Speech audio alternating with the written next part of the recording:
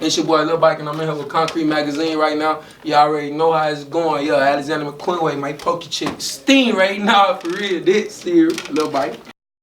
This is Concrete TV. Concrete TV. Think it's a game. Lil Bike. Nah, for real. This here. You know how to make this shit. I just been on my grind, I'm eventually gonna shine. So like every time I get a little water, come and keep coming around. So I gotta keep 45, and you gon' need more than God. And we ain't come to shoot no cars or so we going to slide. So yeah, how'd you get your name Lil Bike? You used to ride around with your little sister's bike to school or something? No, man, no. It just came upon. I've been D the Truth my whole life, and I kind of like switched it to get rid of all the street ties I had, everything, for to just clean my name up, cause that ain't my image that they made my old image out of. You know what I'm saying? So Lil Bike was really like a new start. You know, Lil Bike this year. So what is it about a bicycle that just is? Cause I ride the beat like a bike. I be on that motherfucker. They serious. Can't nobody fuck with me. You feel me? Like so like really a bike. I said it in the song one day. I'm like, call me Lil Bike cause I lean like a kickstand. I might fall in your bit like some quicksand. And after then, just the song went up, so it's just like it stuck with me. So people like Lil Bike. So then I just started saying it, you know, and it just wore off. Like just like D the Truth came out upon, you feel me? It just came out of nowhere for real though. Just like D the Truth. My bad, I keep cutting that shit. So what was your name before Lil Bike? D the Truth. D the Truth. Okay. D the Truth. Yeah, D the Truth. DEDATRUFF. You'll find all my stuff I've been dropping since I was like 12, 13. You know, I've been dropping music my whole life, so this shit was destined for me. This serious. This your first time in Nashville? I don't know. Hey, I'm signed. I'm a real signed artist. Look, they be having me on the road. Don't be telling me where I'm going, y'all. So I probably been there twice or 3 times, but I really don't know. I just be doing shows, turned up. When you see Lil Bike, I'm off some Patron, fucked up. This serious. So, alright, so you don't know if you really been to Nashville before. To be honest, you were probably too drunk off the Patron to even remember if you were in Nashville. So, you living down in Atlanta right now, right? Mm-hmm. Alright, so they just opened up a Slim and Huskies and also what is it, Hattie B's down there. Have you Hattie been B's. there? I heard about Hattie B's. I don't know about the Slim and Husky. I heard about Hattie B's. I ain't been to Hattie B's, but I am a real like fat person in the inside. So like I lost all my weight. That's why I'm skinny now. But no, I ain't went to now one of them spots yet. But Hattie B's, I heard about it. So that means you on your shit. I own 2 restaurants myself. So you know, keep that shit going. Talk about your restaurants. Yeah, I own one for 3 years now called TK's Cheesesteak. We opened like 3 years, me and my dad and my stepmom, about like 3 years ago. It's been open. I just opened my little sister. She just turned 2 years old. We just opened another one called Tia's Chicken Box in Red 2, Illinois. So yeah, it's rolling good. It's been open by like 4 months, 5 months. Yeah. I would never guess that you was also a chef too. Man, I'm doing everything to bring them records in. That serious. Let me find out I should use you for the catering service. No, for real. And I'm pushing up, doing everything. Lil Bike can do everything. I'll whoop your ass in fishing, bowling, rapping, riding a bike. I'm competitive. I don't like rappers. I'm better than them. They're serious. Lil Bike. How you feel Louisiana influenced your music or your sound? Yeah, Louisiana, and that's something else too. Like that's what made me stand out so much in Illinois. I stand out so much more than a normal Illinois artist because I was coming from a different culture and I had to adapt to a new culture. You feel me? Illinois, rough as hell. Like I thought Louisiana was the worst state in the world before I left it, and then I went to Illinois and I was like, damn, we just know how to fight. They know how to shoot. You feel me? So it was like, I gotta quit fighting. We can't even fight no more. You feel me? Like, so when I went to Illinois, it was like, it sped up everything. I grew up quicker. I got robbed a few times. Everything came quick in Illinois. Taught me how to be a man in these streets. You feel what I'm saying? Gotcha. They're serious, yeah. You left when Katrina hit? Yeah, the year after Hurricane Katrina, not due to Katrina. I left. Okay. I got an option. My mom, we was poor as hell in Louisiana, and my mom gave me the option after Hurricane Katrina, like, you want to go live with your father in Illinois? And I took that motherfucker first train out, gone. I've been balling like Jim Jones ever since. That's serious. Yeah, never look back. I miss my home. I love Louisiana, but I can't go back till I get rich. So you mentioned something about you being a signed artist. So what's the label you're signed to? I'm signed to Think It's a Game. That's Atlanta. We started off with Trinidad James and Rich Homie Quan, YFN Lucci. We broke Q Money, a lot of major artists, and now I'm in position for my turn, so I already know what it's gonna be in a few months because I already seen it. But Think It's a Game. That's an Atlanta-based Atlanta-based record label. My bad, Atlanta-based record label, and it's owned by CEO Fly or Billionaire Fly on Instagram, and they're a great CEO, great CEO. I feel comfortable on that. We like basically partnership, I think, with Warner Brothers, so like semi Warner Brothers too, you know. But I'm gonna get signed to Warner Brothers eventually. Just gotta keep working, you know what I'm saying? But we joined with them.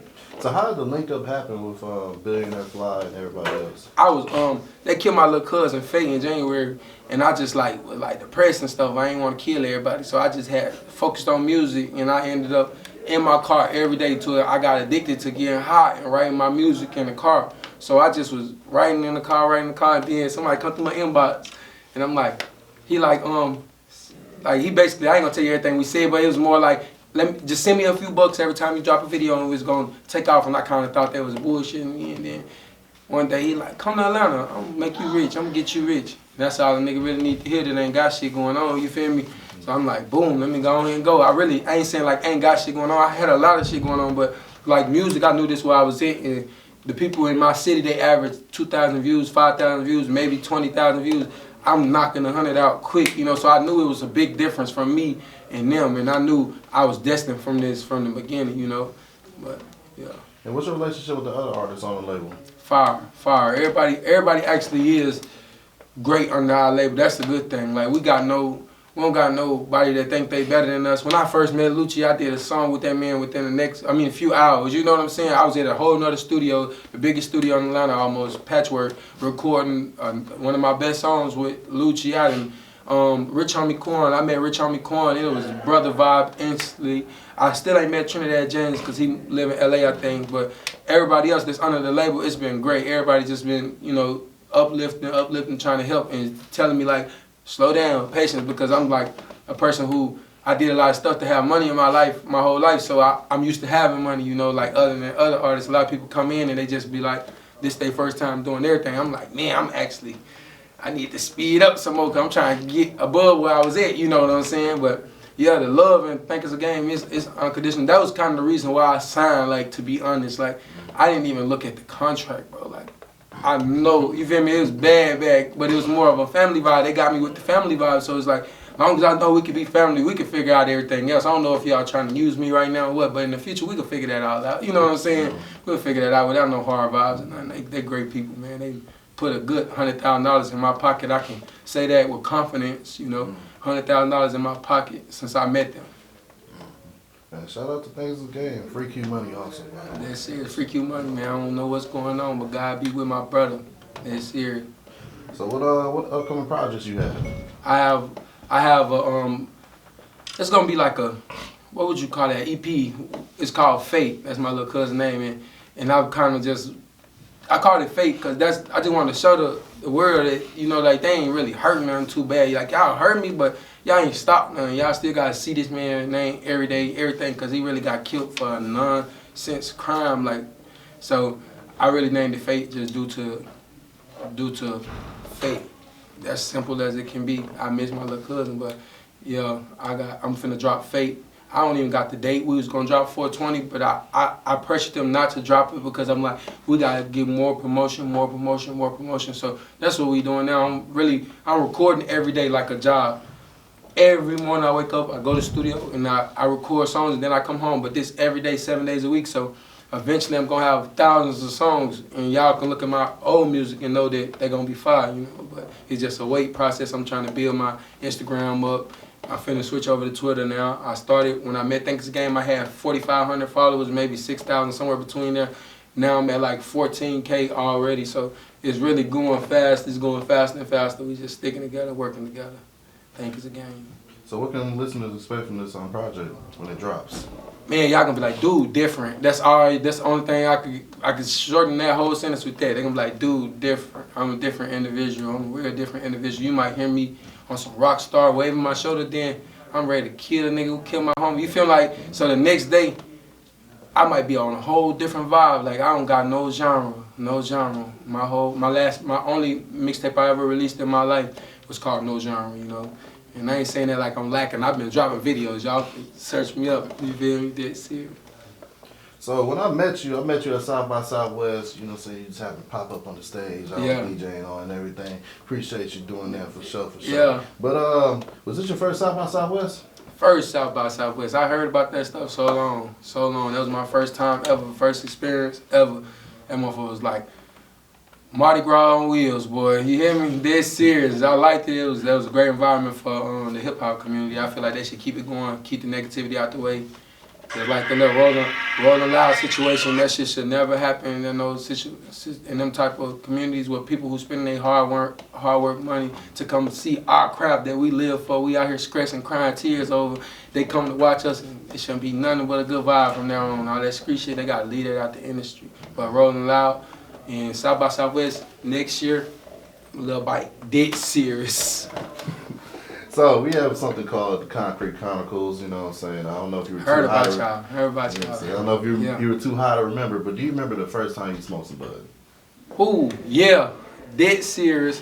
Let me see. Let me go to it. I didn't think it wasn't weed. Now look, this wild, y'all.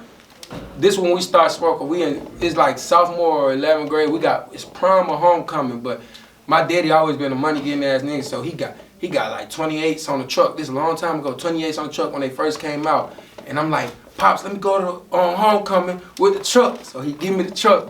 Now I go to homecoming by 4 friends, but I ain't tell y'all the whole story. I've been at the liquor store for like 5 years. They like family, so I can get whatever I want for free. This when the K2 weed was popular. It was legal everywhere. I wasn't doing nothing illegal. It was legal. That's why I didn't even smoke the real weed, because I was trying not to make my pops mad. You feel me? So we smoked about 4 blunts back to back. Ain't nobody choked not one time. So I'm thinking it's like weed supposed to choke you. So I'm thinking we not getting high.